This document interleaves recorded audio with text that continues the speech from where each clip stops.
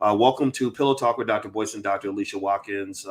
I am Dr. Boyce Watkins, and this is my wife, Dr. Alicia Watkins. And Pillow Talk is a show where we get together and we show you guys maybe what two Black professors who love each other talk about when we're laid against our pillows. And so as you come in, please shout out the city that you're from. Let us know. Let us know where you're coming in from. We're very happy to talk to you.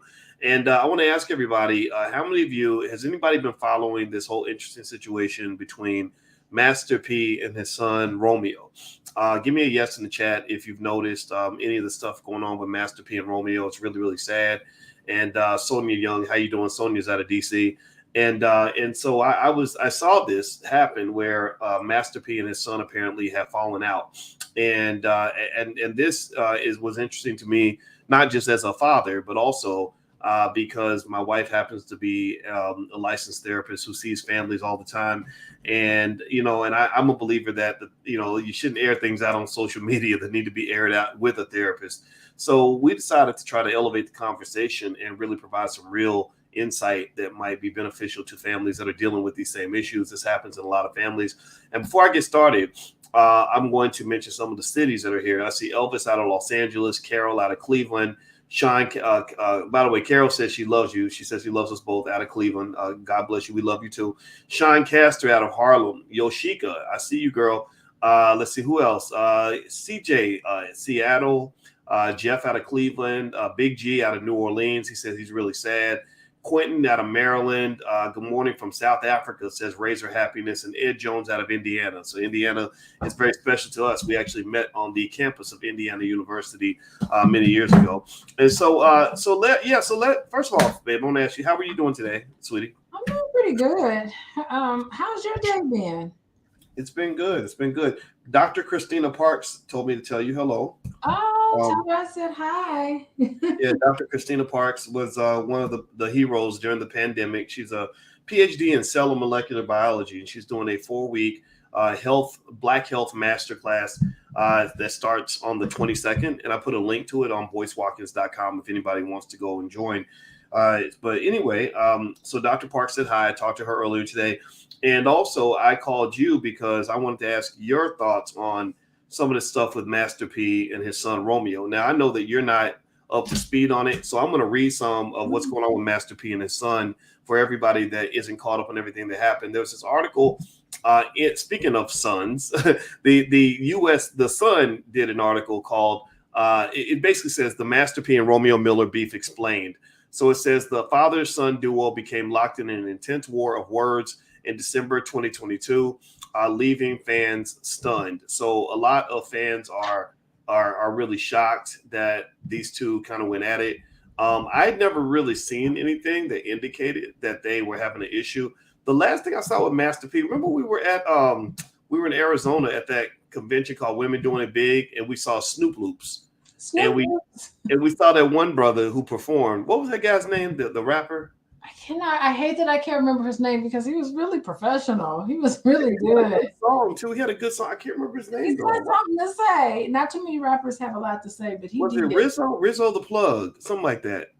Yeah. That's who it was. Yeah. Shout out to Rizzo the Plug. He did a great job, and we had a lot of fun. And he was out of Master P's camp, and in his presentation, he showed a lot of pictures of him with Snoop and Master P and endorsements and stuff like that. Yeah, remember the drink King Kong or something?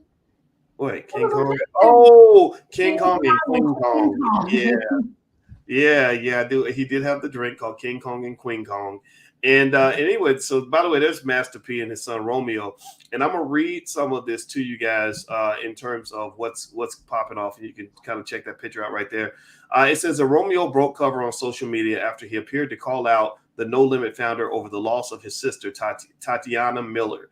Tatiana tragically passed away in May of 2022, so just a few months ago, from fentanyl intoxication. Today was a boiling point, the rapper wrote on social media post December 16th. I seen a man avoid his own children's struggle with suicide and depression, but post another man whom passed today that he doesn't even know. Now, the reason I brought you in on this, Dr. Alicia, is not just because you see a lot of families and you do a lot of therapy with families, but also you happen to be an expert on things related to suicide and things, et cetera, which is such a sad topic to talk about. And we had actually talked about DJ Twitch and what happened with him. And this family dealt with, well, it wasn't, I'm sorry, it wasn't, well, no, it wasn't a suicide. I'm sorry. It was a fentanyl intoxication. So it wasn't suicide. I apologize for getting that wrong. But they dealt with this terrible tragedy. And just a few months later, Romeo sees his dad sending condolences publicly to another public figure, and then decides, I'm going to call you out because you put these other celebrities ahead of your own kids. Did any thoughts go through your mind when you first saw that? That's how he feels, and he's very frustrated. I'm talking about Romeo. He sounds like, well, the thing happens is that when someone dies in a family, like, it makes it really complicated. It's almost like people are looking at each other, and they're looking at how people react to things. And so sometimes we're not good at putting ourselves in other people's shoes and realizing how people react, where um and what happens is there's a lot of blame, and there's a lot of finger pointing. There's a lot of things that happen like that, especially when someone dies of something senseless like this, where there's so much guilt. Like, we should have talked to her more. We should have reached out to her more. Maybe they called, Master P and said, "Hey, your daughter is in trouble. We've got to do something." And maybe Master P, the other people, or Romeo, feels as if Master P didn't respond in the way they wish they would have responded. And this is something that you can anticipate when a complicated death like this happens. People start pointing fingers and blaming each other, and there's all this guilt, and all of the emotions are really heightened because people are grieving. This is the grieving process. And you got to let people grieve in their own way. And so Romeo is not doing that in this case, because I kind of feel like maybe Master P didn't put a post on there about his daughter dying because it was just too hurtful to him. Maybe it was just so painful that he doesn't even know how to address it. He doesn't even know what to do. So he does nothing at all. That's probably what Master P could be thinking about, but sometimes we just don't have that kind of vision and empathy for other people because we're hurting. So I just see a lot of hurting people, and I also see people who are just grieving. This is the grieving process. Mm. Okay, well, let me read more, and then I'll give you. Then I'd like to get more of your take on this. And I agree. I mean, when I saw this, I just saw pain. I saw, Mhm. I could feel it from Romeo's perspective as a son of a tough father. Because I had some stuff I had to work through with my father. My biological father wasn't there at all. I never knew the guy, and then my stepfather wasn't always perfect, and so I had to work through some things. And then also as a father, parenting is hard. I don't know how many parents we got in the building. Give me a yes in the chat if you are a parent, if you have children, if you're raising kids every day, and give me a yes also, a double yes, if you know that parenting is hard and that you're not going to be perfect. You're going to make mistakes, and you're going to have people armchair quarterbacking, like Monday morning quarterback in the last 30 years. Like, oh, well, you should have did this different, should have did that different. You're like, well, I didn't know. I did the best I could at that time. And I think that having that understanding, that grace, is really important. I remember when I was about Romeo's age, I was literally almost at exactly his age. I think I was maybe 34. Um, I took uh, I took uh, I took my daughter and my goddaughter on a trip, and it got chaotic, and we were all arguing and fighting in the car, and I was stressed out and angry because I had these crazy teenagers in the back seat just getting on my nerves. And I called my father and I apologized. I apologized to my parents. I said, I remember this trip made me think about that time y'all put us in the back of that Chevy Caprice Classic and drove us to Disneyland, on a nickel and a tank of gas, like in a prayer. Like, y'all didn't have no money, and y'all took us to hot, expensive Disneyland all the way down in Florida in that Caprice Classic. And now I understand what y'all probably went through. And I think sometimes that's what it takes. I think that maybe for Romeo, my thought honestly is that one day when his daughter, he just had a child, he just had his first child this year, I think. I'm wondering if, like, in 20 years or 25 years, he's going to look back and look at the way he reacted to his dad, and maybe have a little bit more compassion and understanding that parenting is tough. Yeah, I mean, I think parenting, there's ups and downs for parenting. I mean, I don't think good parents get it right all the time, but good parents are always open to listen to what their child is going through. So if I was talking to this family, I would tell Master P, listen, your son is hurting right now. Why don't you try to, as the parent, why don't you try to connect with your son and listen to what he has to say, validate his thoughts and feelings, acknowledge, yeah, I could have done more. You know, there's always things you could have done. Apologize. You know, I think a lot of it weighs on us as parents, you know, to set the tone for how the relationship is going. If you got teenagers in the car and they're going crazy and stuff, you got to kind of keep yourself together and you got to keep your composure, you know, to be able to mediate any sort of argument or upset or kids in the car screaming and yelling. You know, it doesn't help when the adult kind of falls apart. And if the adult does fall apart, take a time out, gather yourself up, but don't ever give up on making sure that you are trying to work toward having a healthy relationship with your children. And so the key is not that you have to be perfect. The key is resetting yourself and repairing anything that may have fallen apart, owning up to, because a lot of parents feel like because I'm your parent, I don't need to apologize or I don't need to be accountable or I don't need to, you know, I need to act like I'm your mama and you got to do what I say no matter what. You know, that sort of parenting, you know, just doesn't fly anymore. So, you know, I really put a lot of it on Master P in some way to listen to his child who's hurting. He's already lost a daughter. Now he's losing a son. You know, what does this say for him and his ability to connect to his children and grandchildren? He's got a grandchild now. You just told me Romeo had a child. Like, if this relationship is severed, he's losing legacy, and part of that legacy is in these healthy relationships. So I mean, if I was Master P, I would definitely call a truce and try to spend all of his time and effort on making it right with his son. Because if his son is complaining, oh hey, you didn't spend time with me growing up like I wanted you to, he's got to hear that and acknowledge that. He may say, well, this happened, well, that happened. Well, all that does is it works to not validate his son. You know, all that explaining and all that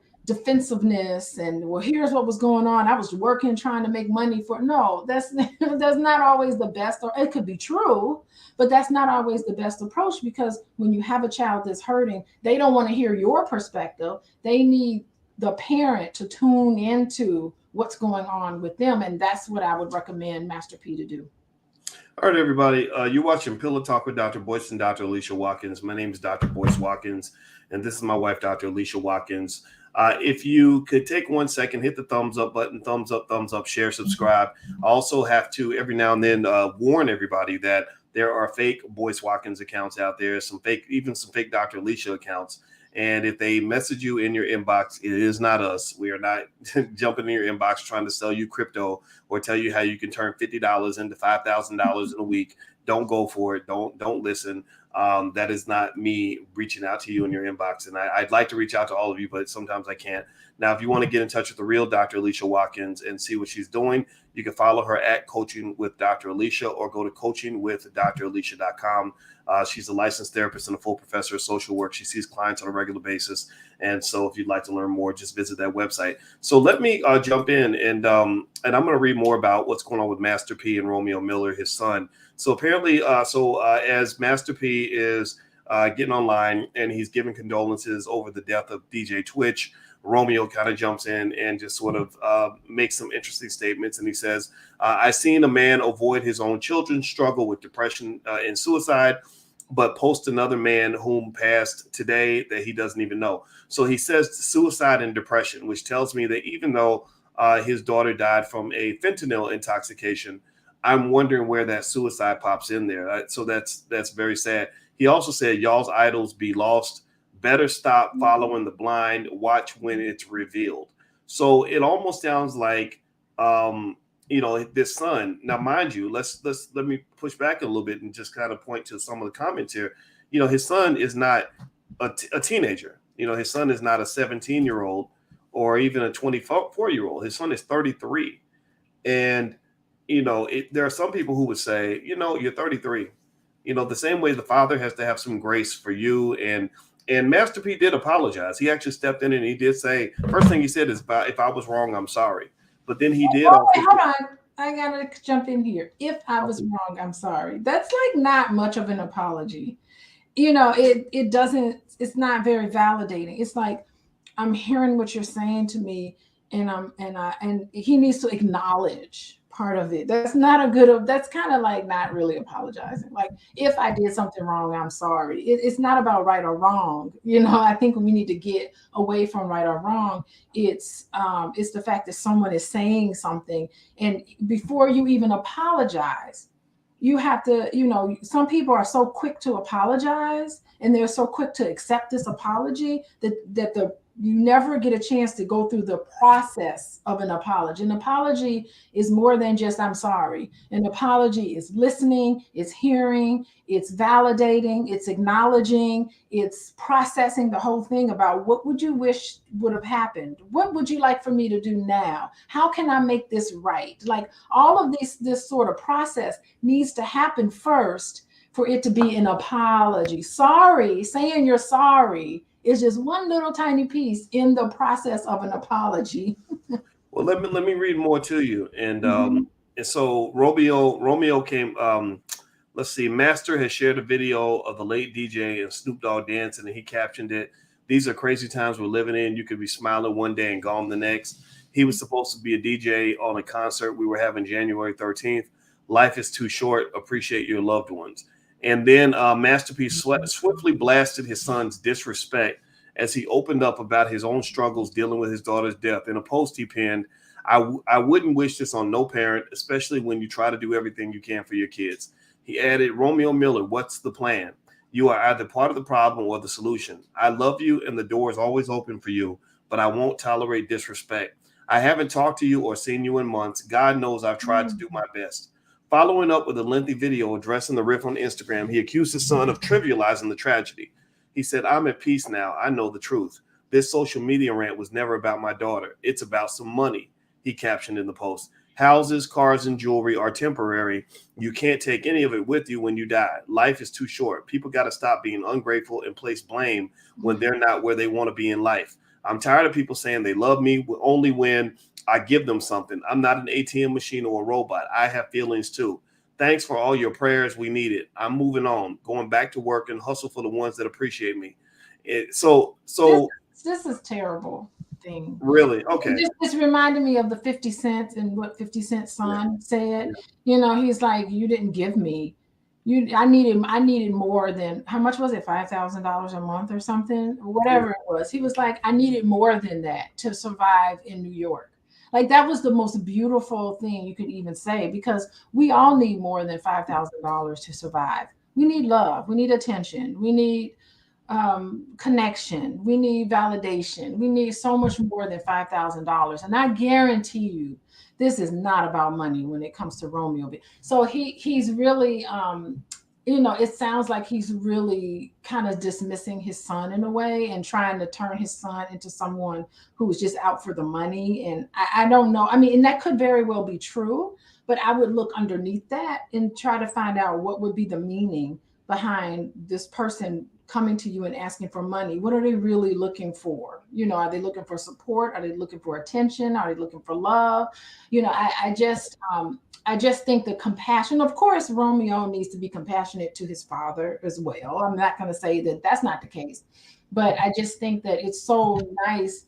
It's hard to try to figure out what people really mean when they say things. There's like this sort of like surface level meaning, and then you talk to someone and you tell me, what does this mean to you if I do this? If I don't do this, what would that mean to you? Like, how would you feel? I think they need to have more of a dialogue with each other, and definitely not on social media. But they need to have, I'm sure people are doing it because it's out of frustration, and sometimes we don't stop and think about what we're doing. We just pick up our phone and we get mad at somebody, and then we just send off blast off. You get upset. Your nervous system is altered, and then all of a sudden you just boom send a message out on Instagram that you haven't even, you're not even at a point where you can stop and think about what you're doing. So yeah, I think there's a lot there. It just of course reminds me of 50 Cent and his son.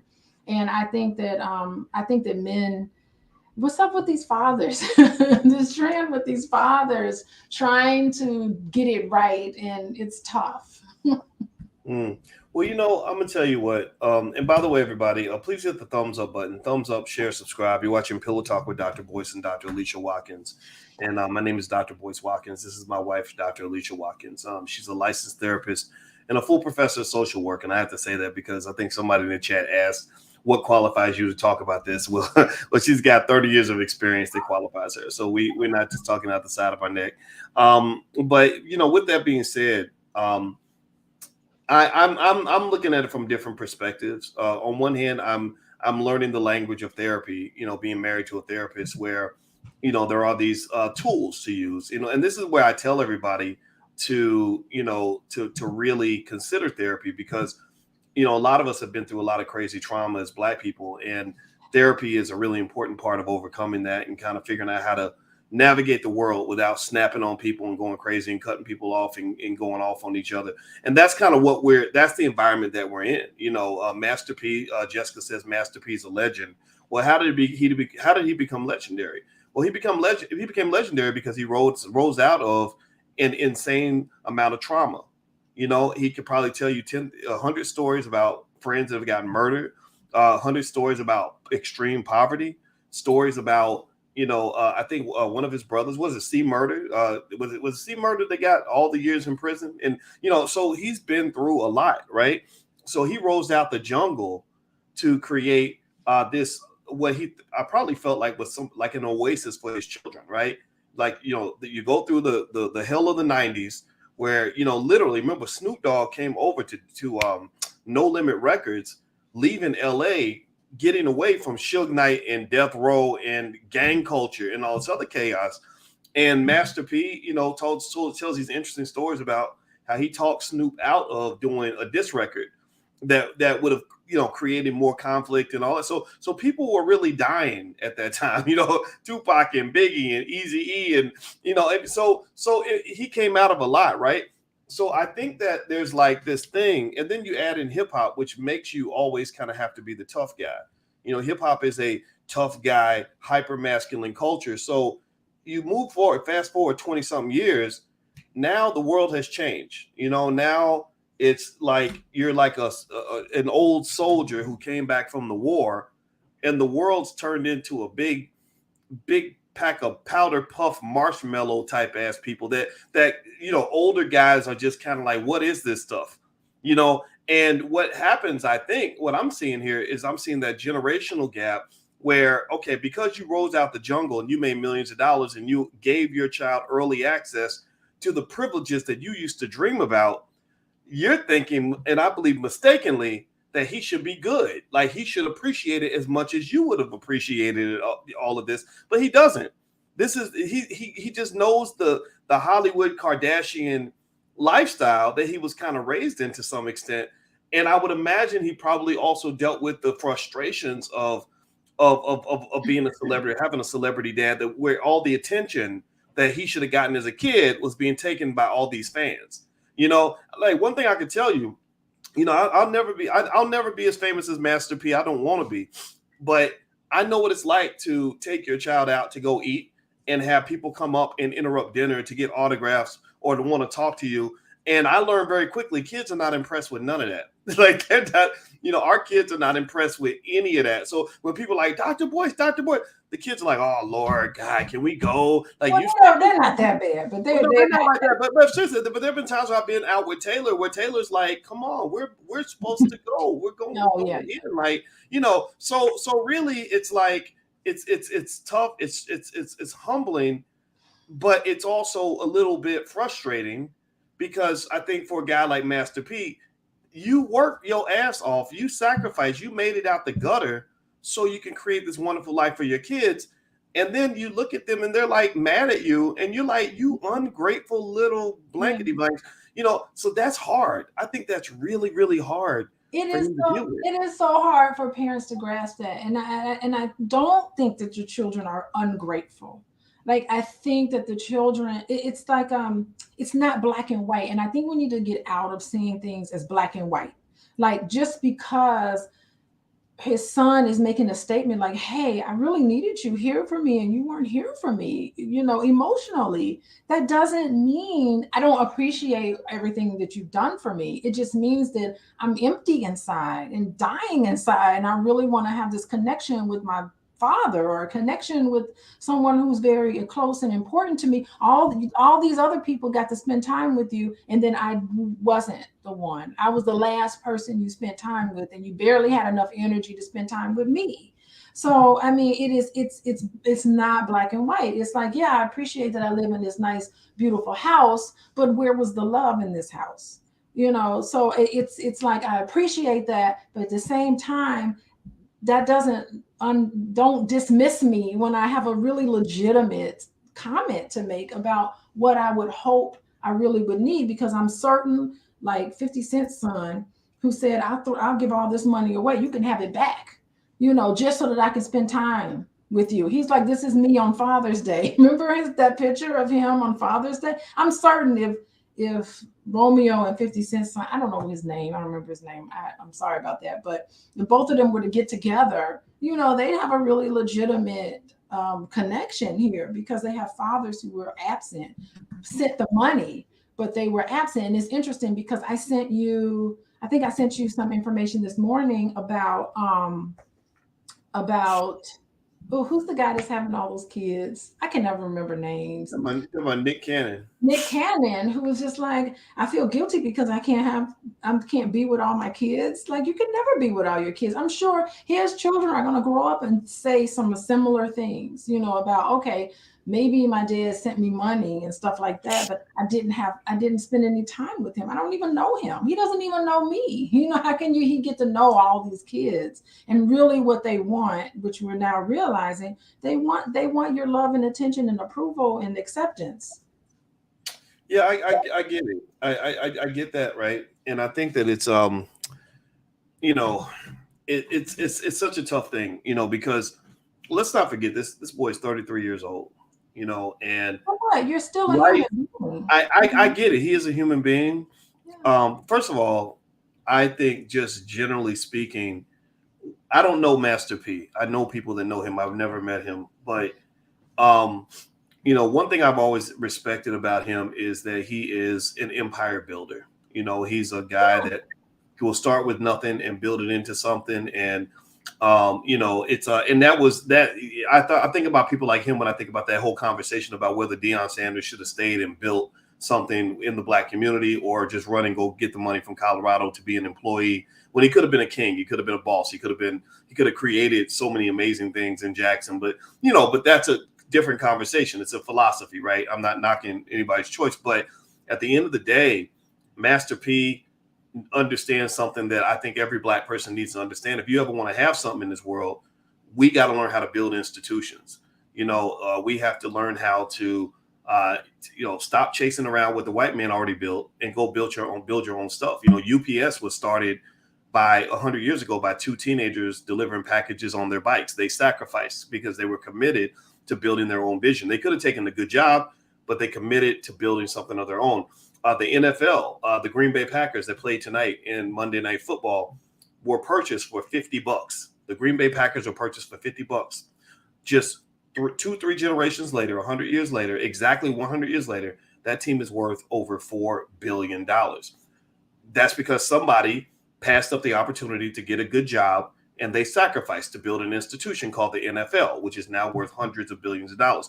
Why do I make this point? Well, I make this point because Master P, I wonder if Master P feels a little bit frustrated by the fact that for whatever reason, that ingenuity in him, that energy in him that led him to build something out of nothing, completely passed over that next generation.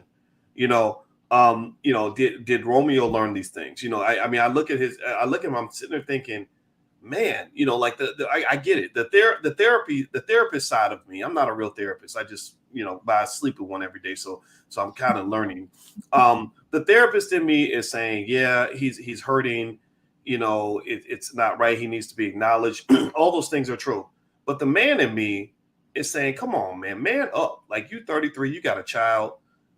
Sometimes you got to let shit go. Sometimes you got to take the good with the bad. You got to accept the fact that, yeah, he wasn't a perfect dad, but shit, I got to get raised by Master P. Who gets to say Master P's my dad?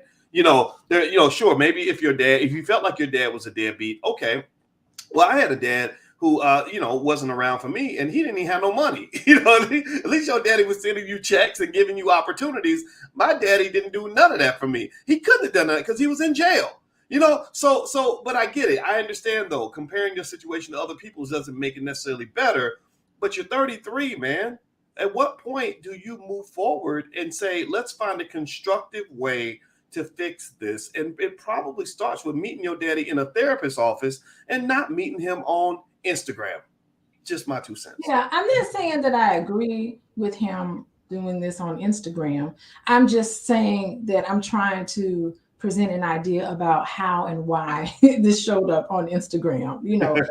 Impulse. Why I'm never ever I'm never ever saying that it's okay to do any of these things, but I'm just trying to hear as a therapist just explain so that we can have a better understanding of why people behave in the way that they do, for sure. Yeah. Mhm. Yeah, I think you're right. So I think that what you're saying, and tell me if I'm wrong, but I get the sense that you're saying this is an explanation.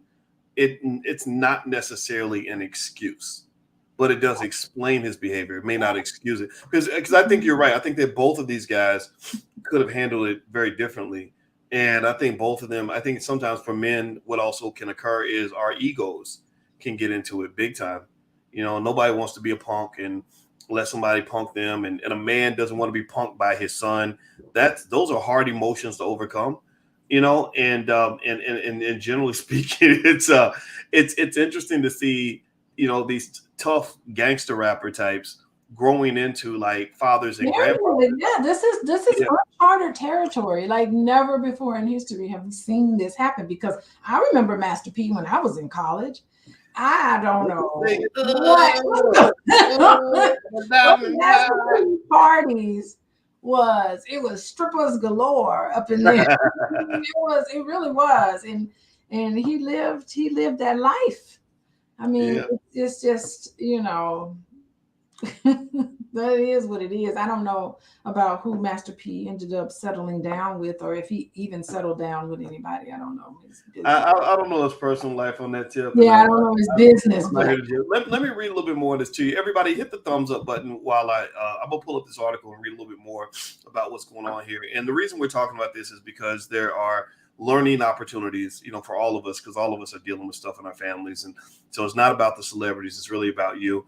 You're watching Pillow Talk with Dr. Boyce and Dr. Alicia Watkins. My name is Dr. Boyce Watkins. This is my wife, Dr. Alicia Watkins. Dr. Alicia is a licensed therapist and a full professor of social work. She's also a certified clinical trauma professional and a certified life coach. I keep forgetting to mention that too. And so, if you'd like to learn more about what she does, or she sees clients on a regular basis, stuff like that, feel free to go to coachingwithdralicia.com. The URL is right there on the screen. So let me read a little bit more. So here's what else happened in this sort of interesting feud between Master P and his son. Romeo makes the post. Master P comes back and says a few things about mental illnesses. Here's what. So he actually put another post after he put that previous post that said, "I'm tired of people saying they love me only when I give them something. I'm not an ATM machine or a robot. I have feelings too. Thanks for all your prayers. We need it. I'm moving on, going back to work and hustle for the ones that appreciate me." I'm going to say before I move on with that I understand that too. I think that when you are in that position where you're seen as the money guy, you notice the difference in the way people treat you based on whether or not you're giving them what they want. So somebody calls you and they got another financial problem and they're asking you to solve the problem, and then you help them, and then it's like, oh my God, I love you, you're so great. But then the next time when you finally say no, or you draw some boundaries, then suddenly it's like, well, let me just tell you about all the things I don't like about you. And that can be very hurtful. I like how he said, I have feelings too. I think that Mhm. that's a little Mhm. show of vulnerability. It's like, look, you're Mhm. hurting my feelings right now, and I think that was a lot. What do you think? No, I think that that's good that he expressed that. I think that Romeo needs to hear that. He needs to, listen to that, and both of them need to have a dialogue offline. How about that? Not on Facebook, but face to face. They need to Right, have. right, right. Face Yeah. to Facebook. Yeah. So here's more. So it says, Mhm. a day after his initial post, Romeo continued to take shots at his father in the Mhm. form of a poem titled "The Tree of Trauma," urging stronger action on mental health. Okay. Plus, in an allegedly separate DM, Romeo claimed their bust up was the last straw and asked his father to stop trying to play the victim. He said, I loved you so much that I followed you blindly for 30 plus years. He allegedly wrote, you know, we've talked behind closed doors. You want the man you paint, who you paint to be. And why is it war? Because I refuse to follow your lead. You only want to protect your image, but the image isn't even real. And I don't need anyone to feel sorry for me, Pops. I'm truly a man of God. If you're really a man of God, then you will prevail in the end, even when I share my truth. Yeah, he was not heard by his father. That's what that means. He was not Really? heard by his Okay. father. So if they came into your office, Dr. Mhm. Alicia, and they were having this issue, where would the conversation start? Like where would you begin as a therapist in that kind of conflict? I think it's important to understand this because so many of us have families that are dealing with the same issue. That's why I wanted to talk about it because I see so many families going through it. Where would you begin in terms of that healing process? Well, first I would begin with rules of engagement. I Mm, would say, can we both agree to take a truce on social media? If you start to feel angry and upset, if you feel unheard and you feel like you can't get through to your father or if you can't get through to your son, don't pick up your phone or get online and just blast each other out. Like I would have like rules, like let's both agree that this is not helpful at all. This is talking at each other. It's slinging mud. It's putting people in the middle of the public, us, all of us in the middle of something that doesn't need to be there. So I would have rules of engagement such as that, a truce on social media. I would also say, we're going to sit here and we're going to listen to each other. We're not going to argue. We're not going to fight. We're going to try to understand where each other is coming from, and then I would strike up the conversation after I make the ground rules. No interrupting each other, no, just being respectful of each other and your thoughts and the feelings. And then I would probably start with the most hurt person in the room. That's usually where I began. So depending on how they present to me, it sounds like Romeo is probably the most hurt person. So I would start with him and I would say, listen, talk to your father about what you want your father to hear because he's here. If he didn't love you, he wouldn't be here. If he didn't care, he wouldn't be here. And then I would facilitate the dialogue and jump in when things start to escalate or we start throwing insults at each other, which can happen. Family sessions can unravel pretty quickly. Even couple sessions can too. But my job is to try to make sure everybody feels heard and then come up with some solutions and brainstorm and all of these things eventually down the line. That's where I would start. Yeah. yeah. Well, I think that's I wish them the best. I Yes. wish anybody the best if you're going through stuff like this. I mean, I know so many of us just have it's there's just so many tough things to deal with, and I'll tell you what, I think that parenting just teaches you a lot of lessons, a lot of humility. I see a Mhm. lot of rappers that used to say things about women 25 years ago, and then God blesses them with daughters, and then they start reflecting on the last 25 years of their life and all the verses they spit out. Like you saw when like the rapper Ti, he's kind of had some interesting scenarios with his kids, with his daughter, checking his daughter's hymen, and then the other one with his other son that's getting locked up, and Whatever it. happened? Did we know whatever happened? What happened to Ti? I thought he was. I'm, I thought he and his wife had some human trafficking allegations? Whatever happened? No one talks about it You know anymore. what? I think that went away. I don't know where How it did went. it go away? Those women, those people had, they sound convincing. Well, you know what? You know what? It just I don't kept know. I don't popping know the up. details of that, and I don't know. I don't know Tip, and I know a lot of people that know him, and I did meet him in Ghana, him and Tiny, and I saw his daughter there when we were in Ghana. But I don't know the details of that. Now It's that is an issue they would have to silence. deal with. Like, Right, right. But I'm talking specifically about the parenting stuff. The legal stuff, I will leave that to the lawyers and all that. I assume that they got that worked out, but I'm sure they have a big, you know, pile of problems somewhere, which that's up to them. But what I noticed was like with Ti, you know, you saw just the same similar challenges where kids really end up humbling you. So here you are, this internationally known superstar that kind of can do what you want and get what you want, and you built a Superman persona that many people end up believing. But then you're dealing with children, and you're a regular parent, but you're kind of handicapped at it to some extent because you maybe didn't do all the things that a regular parent would do in terms of the time and energy that goes into parenthood. Next thing you know, your child's acting out, and they're basically ripping the ripping the curtain back on the Wizard of Oz.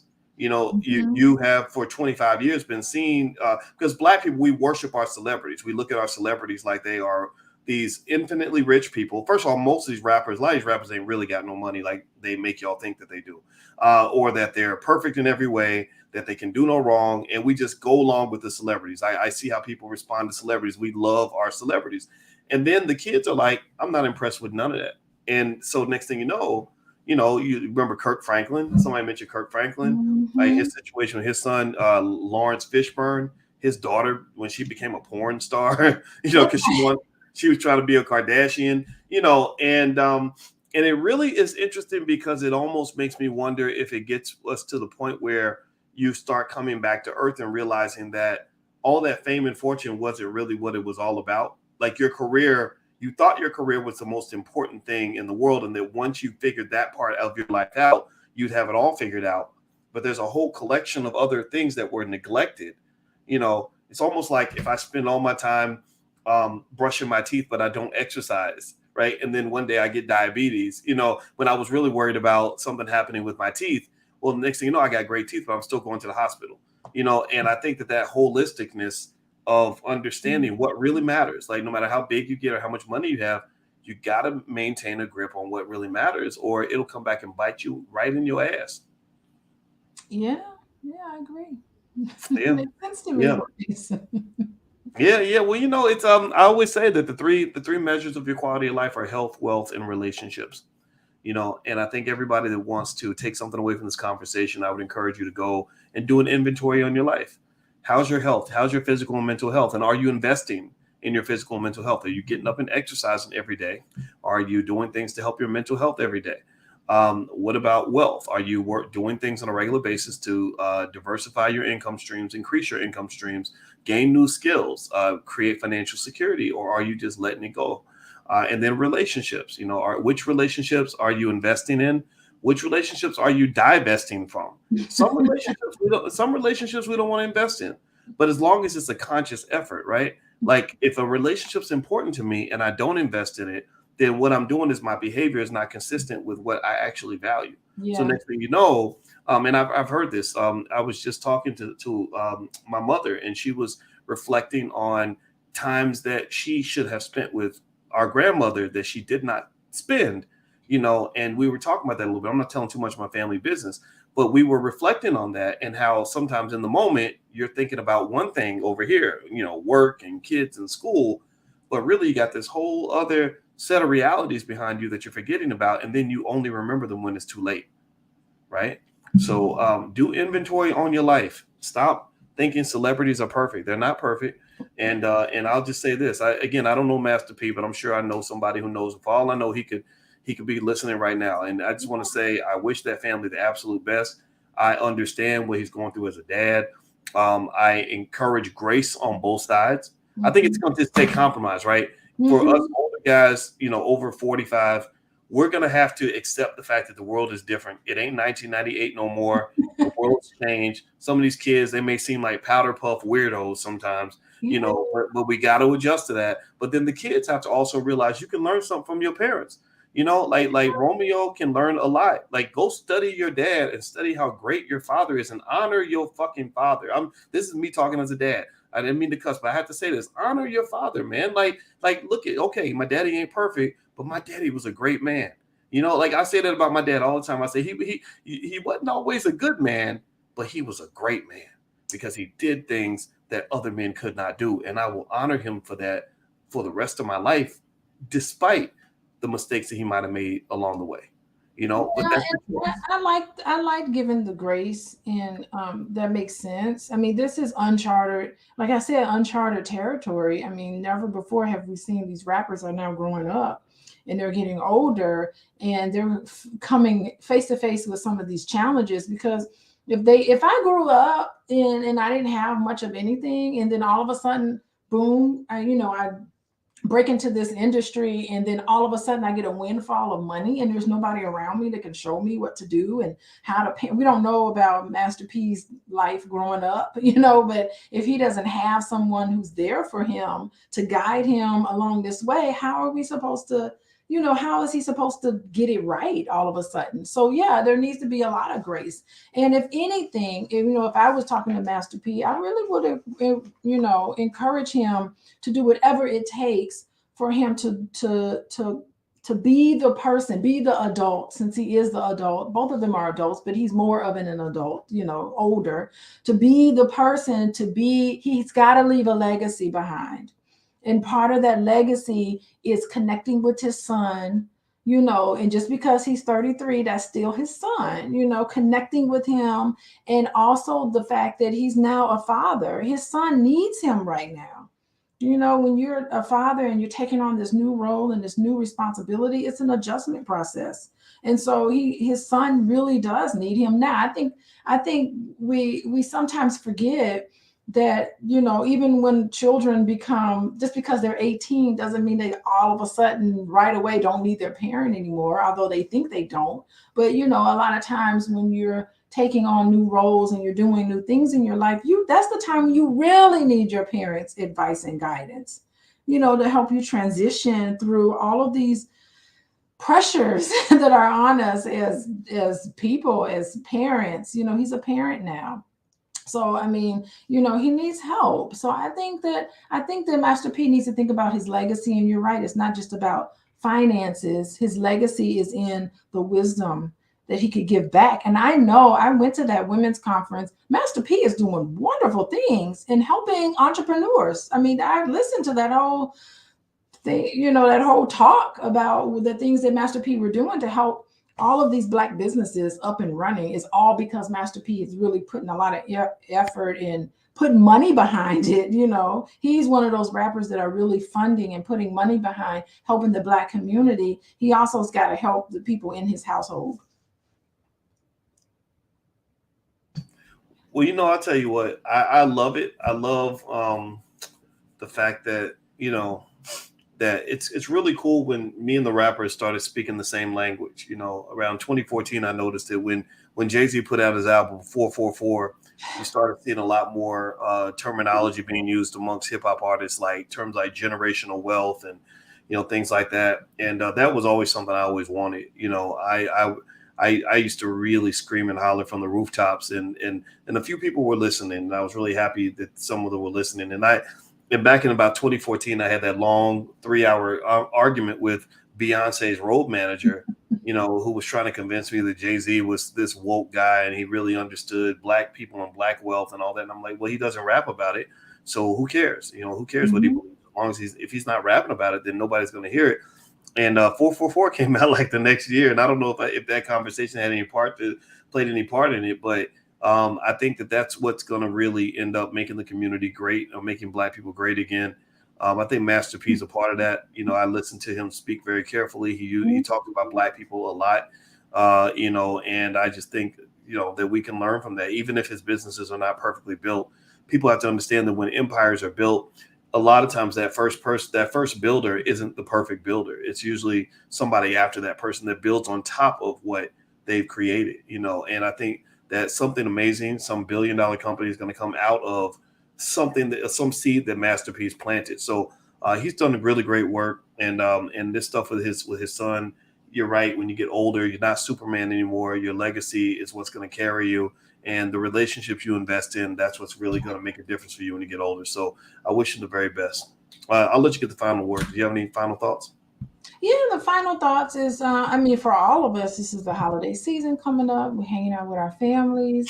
We got to think about, the gifts that we give to each other. It's more than just a material gift. The gift is, like you talked about, your time, like who you're spending time with. It's a big snowstorm coming, boys. So we gonna shelter in, get our food. We gotta get our food from the chef, and then we just gonna shelter in and eat and have fun with our family. Like that's the Did you real. call the chef? Is that food coming? It's she's cooking it up. She better be.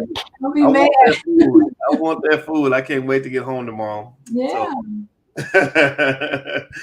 all right, all right. Well, thank you all. It was great talking to you. And Owen says it was a nice conversation. Well, thank you, Owen, for saying that.